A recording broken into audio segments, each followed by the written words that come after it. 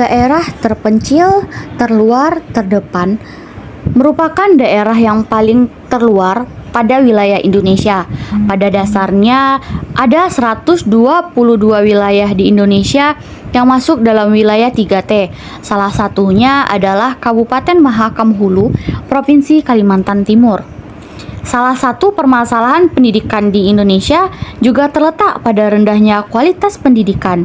Salah satu penyebab rendahnya kualitas pendidikan bisa dari sudut pandang masyarakat luas, di mana belajar bukanlah kewajiban atau kesadaran diri yang merupakan bentuk kewajiban terhadap diri sendiri. Nah, di sini kami membahas penyelenggaraan pendidikan masyarakat di daerah 3T.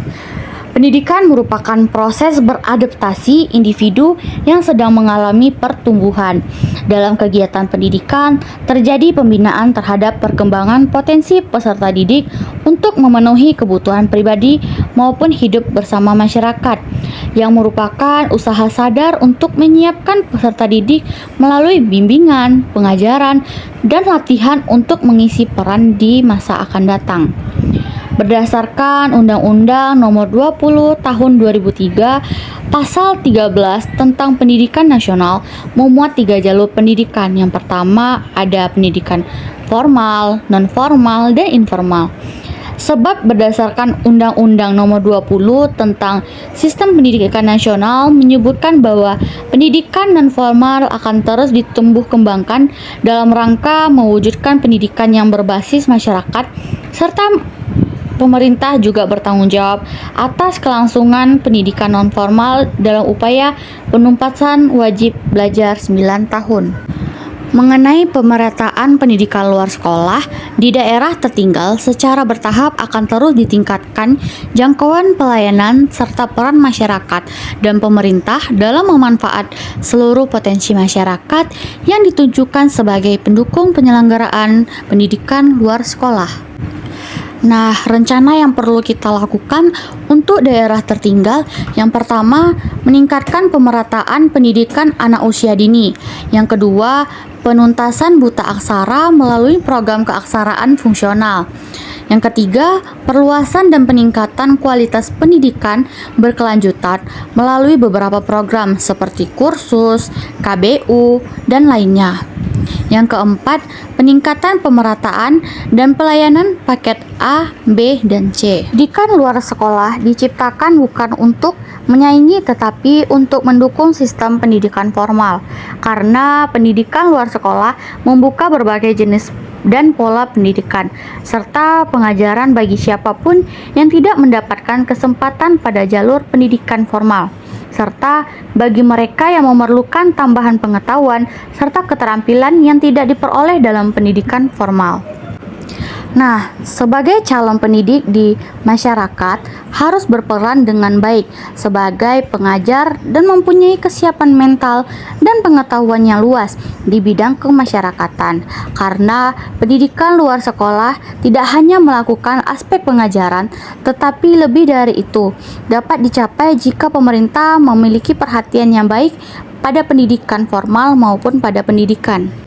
Di sini kami mengambil contoh seperti anak yang putus sekolah.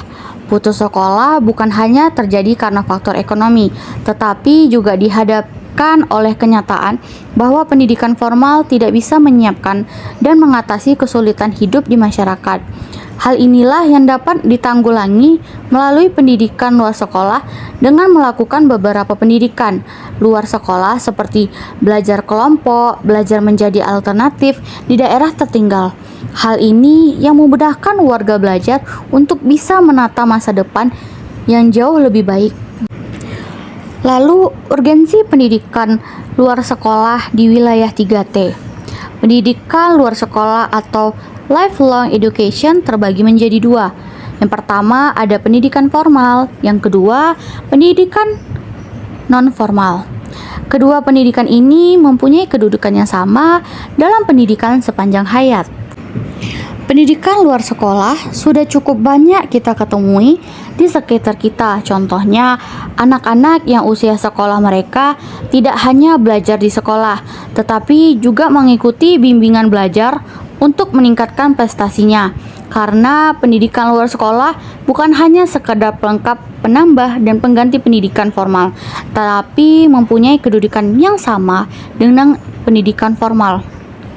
Oleh karena itu, pendidikan luar sekolah sangat penting karena merupakan refleksi pendidikan sepanjang hayat bagi kebutuhan dan sebagai alat mencapai aktualisasi diri. Lalu, 4 hal yang menjadi acuan pengembangan pendidikan luar sekolah. Yang pertama, memperluas kesempatan kepada masyarakat yang tidak mendapatkan pendidikan formal. Yang kedua, meningkatkan relevansi dan keterkaitan program pendidikan luar sekolah dengan kebutuhan masyarakat. Yang ketiga, peningkatan mutu penyelenggaraan dan hasil pendidikan luar sekolah. Yang keempat, yakni meningkatkan ekuitas penyelenggaraan pendidikan luar sekolah. Dari 4 acuan di atas, bisa disimpulkan bahwa misi dari pendidikan luar sekolah mempunyai misi untuk membantu tercapainya masyarakat yang cerdas, terampil, disiplin, berdaya saing, dan gemar membaca. Dan masyarakat yang berada di daerah tertinggal dapat mengikuti program dari PLS, misalnya kelompok belajar yang bisa memfasilitasi masyarakat, dan program yang lainnya yang dapat membantu kebutuhan masyarakat tertinggal untuk mendapatkan dan mengakses pendidikan.